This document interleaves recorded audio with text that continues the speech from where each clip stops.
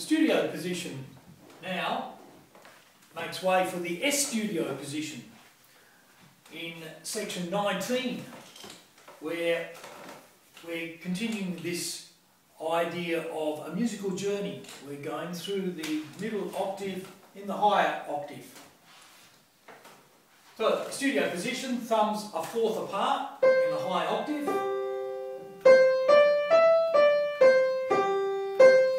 And the first song is Seesaw. Seesaw, seesaw, up and down, what's the way to London town? 1 foot up, 1 foot down, that's the way to London town.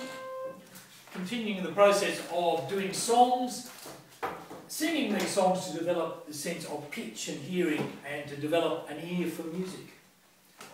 Tic-tac-toe. Tic-tac-toe, my first go, 3 red balls all in a row. Throw 1 up, throw 1 down, throw 1 on the old man's crown. Mary at the cottage door. 1 and 2 and 3 and 4, Mary at the cottage door, eating cherries off a plate. 5 and 6 and 7 and 8. My brown pony. My brown pony is so fast, keeps on going right on past. My brown pony is so cute, likes to listen to my flute. And this is very long. This is very long, and it's very strong. Keep it on the ground, watch it go around. So that was the first group of songs. Now this is followed by the instrumental pieces, and there's no words to sing, so we can have a break from Emilio singing, and we've got some instrumental studios.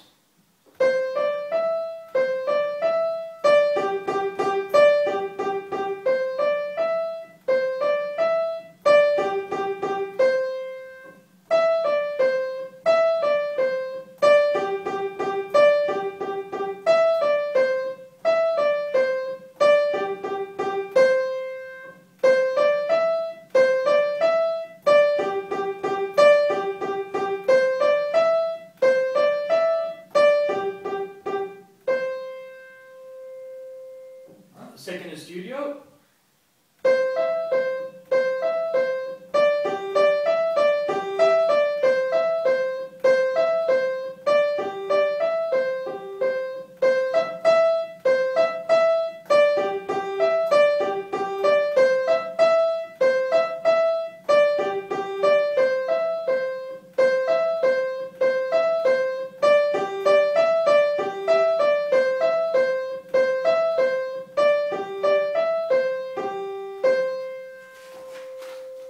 Next one.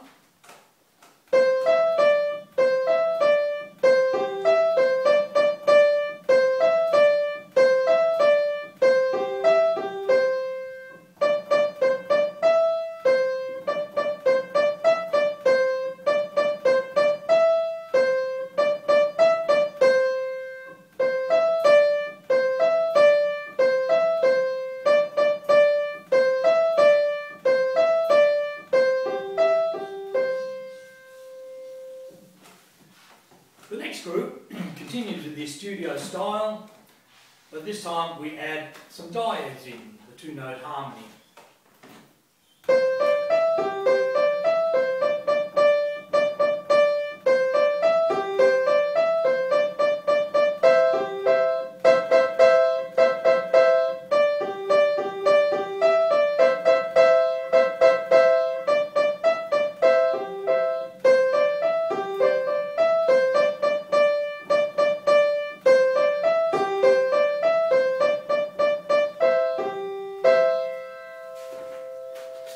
And just one more, only 2 of these studios with diode harmony.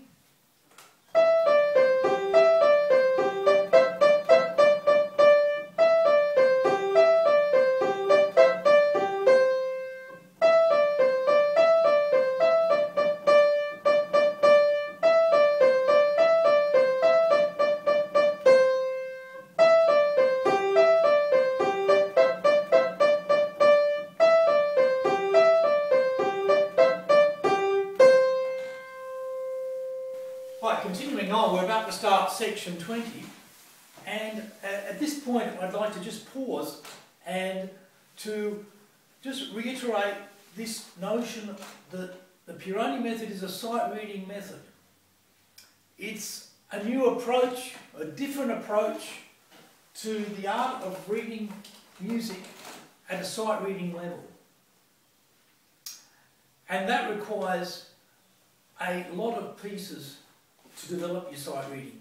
And those pieces have to be very familiar and very similar to each other for that process to occur. So when you start noticing that a lot of these pieces sound very much the same, then that has been done on purpose. It is not something that I've accidentally put together and I just keep doing variations. This is not variations. This is the art of learning how to sight read. The next section 20 takes our studio a little bit further in the high octave, and this needs to be looked at just a little bit closer. We begin with the C major scale in the high octave in the treble, with the right hand playing C, D and E. The fingering is optional. It could be the inner three fingers, it could be the middle three fingers. That doesn't matter. You'll notice that the last two bars on that line are played with the left hand. The left hand can come up and play exactly the same notes as the right hand played. This is all using the treble clef on the upper staff line. This can also be done on the bottom staff line. We have the treble clef at the front. The right hand now is coming down to play the bottom staff line. So it can do the same thing here. And the left hand, of course, plays the bottom staff line. So we have the same three notes. Upper staff line, lower staff line, right hand or the left hand. Here is now the treble played in the studio position,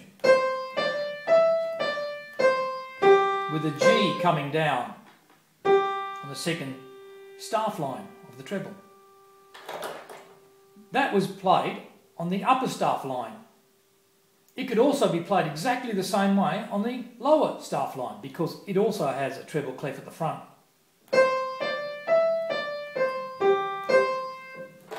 One needs to look at both these two lines to recognise that the notes are exactly the same. There's no difference.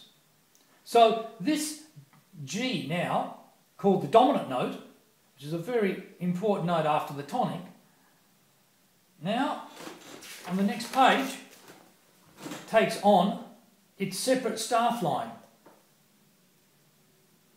So the top and the bottom, both in the treble, double treble, right hand C, D and E, and the left hand on this high G, 4 notes down. This large separation here is very deceptive because it looks like they're so far apart, where in fact the C and the G are only 4 notes apart. It goes down space, line, down space, line. So we have actually only this minute difference here. But when we see it on two staff lines, it looks huge.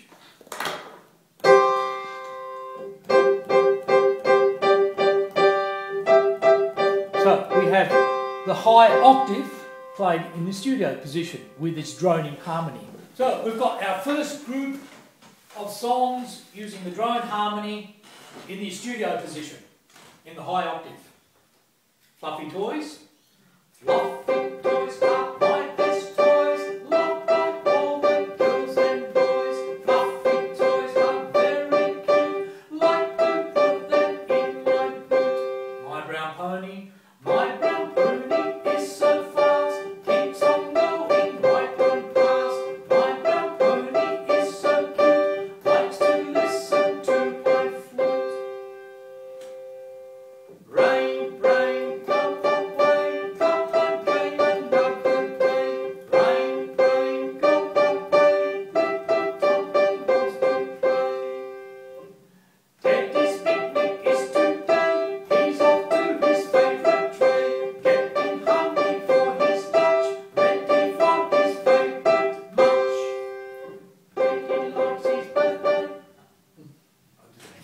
Okay, we'll give that blooper a little bit of a miss there. Back to Teddy's birthday. Teddy's happy, it's his birthday, he is 6 today. Teddy likes his birthday presents, he did want to play. 5 nice cookies on a plate, 1 for Molly, 1 for Kate, 1 for Bill and his best mate, none for you if you are late. Right, the first group one of droning harmony in a song form.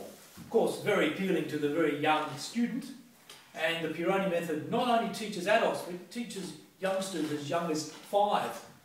So they do need that stimulus of songs, words, and something to attach the thinking of the music with something more tangible than just notes. So the song form is the ideal form to do that.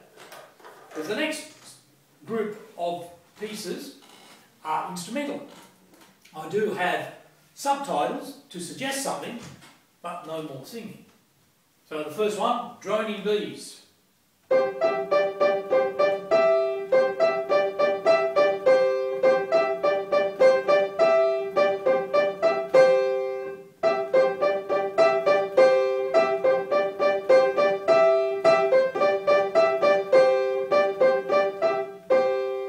Droning cicadas.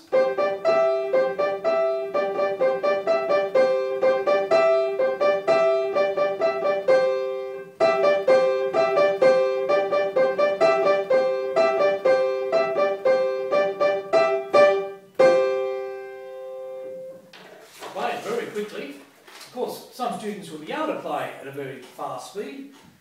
Some are still working towards it, everybody at their own pace. Not necessarily at Pieroni's pace. Droning mosquitoes.